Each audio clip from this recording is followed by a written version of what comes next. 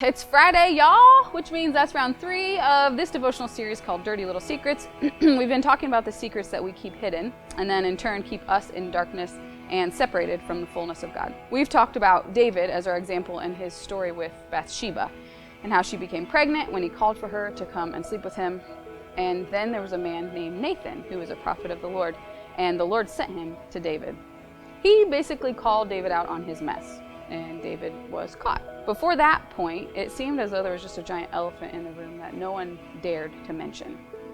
Now remember this, we said that hiding in the darkness hurts, but being in the light heals. The first day I asked you what your thing would be if you had to write something down on a card, your deepest secret or the thing that you struggle with the most. What would that be? If no one would ever know that it was yours, what would you write? I hope you really thought about that.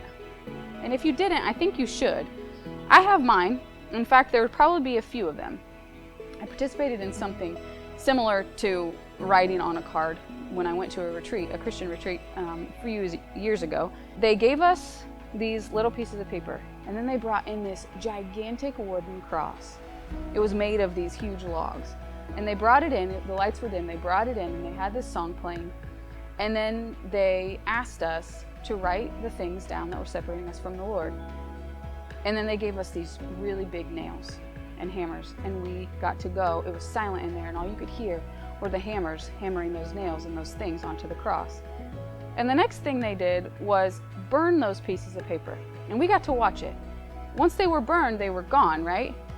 If you really let them go, if you really reach a point of forgiveness, then they're gone. What would you write? What would you nail to that cross?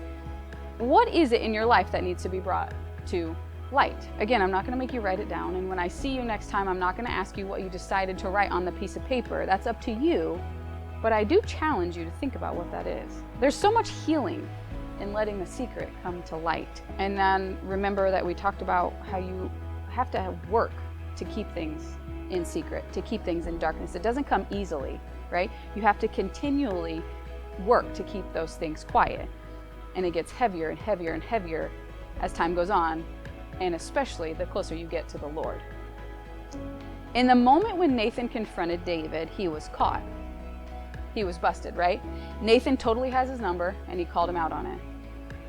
David didn't have a choice at that moment, but you do. It's way easier to confess than to be confronted. At least I think so. You have the option to open up and move towards healing and forgiveness, but again, that's your choice. And the first place that you need to open up to is to God. He sees everything.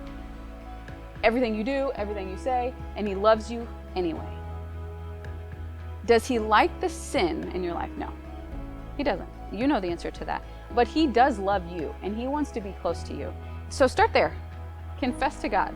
He knows it anyway, but He wants to hear it from you. So start there, and then talk to someone else. Now, don't tell everybody.